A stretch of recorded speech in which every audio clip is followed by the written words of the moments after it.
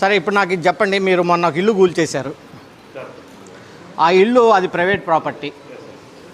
So court నుంచి ఇల్లు కూల్చేయమని మీకు ఏమన్నా ఆదేశాలు ఏమన్నా ఉన్నాయా, లేదా ఎవరు డెసిషన్ తీసుకొని కూల్చేశారు?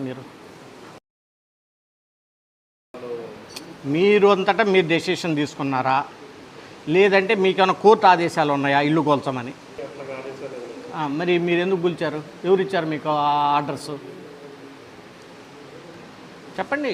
C that is responsibility. ఇప్పుడు సివిల్ సొసైటీ మొత్తం భయపడిపోతుంది మచిలీపట్నంలో.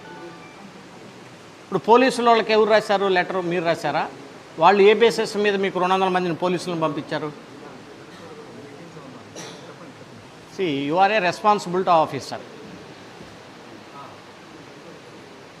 మీరు సొసైటీకి మీరు ఆన్సర్ చెప్పాలా కమిషనర్ గారు. You can't hide it.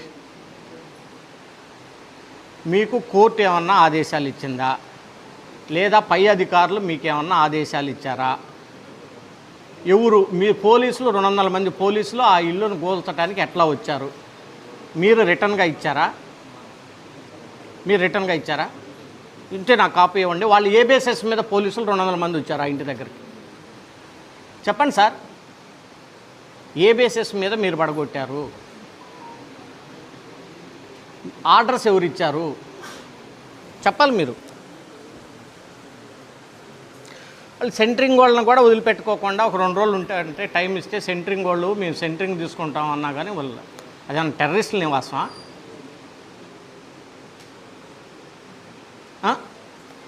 ఏమన్నా నక్సలైట్లు ఉంటున్నారా, టెర్రరిస్టులు ఉంటున్నారా ఇల్లు?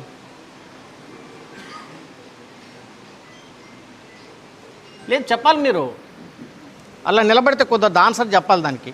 ఇల్లు కూల్చేయటం అంటే it's not a small issue. చిన్న విషయం కాదు అది. ఇల్లు కూల్చటం అనేది స్మాల్ ఇష్యూ కాదు. అది ఇద్దరు వ్యక్తుల మధ్య ఉన్నటువంటి ప్రాపర్టీ తగాదా.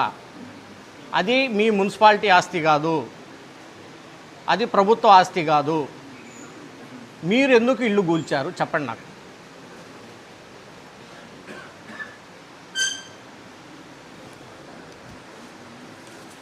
ఏం సమాధానం చెబుతాం సొసైటీకి మీరు చెప్పండి నాకు. ఇప్పుడు మీరు అధికారి, 2 సంవత్సరాలు ఇక్కడ ఉంటారు, వెళ్ళిపోతారు. మేము ప్రజాప్రతినిధులం. నేను ఎక్కడ చూడాలి ఇల్లు కూల్చేయటం ఒక ప్రైవేటు వ్యక్తులు ఇద్దరు ఆస్తులు తగాద వచ్చి ఒక పక్కన పోయి వాట్ బేసెస్ ఎట్లా చేస్తారండి మీరు? వాళ్ళు లేడీస్ కాళ్ళ మీద పడి ఏళ్ల మీద పడి బతిలాడుతూ ఉంటుంటే మిమ్మల్ని అందరినీ పోలీసులందరినీ పక్కకి నెట్టేసి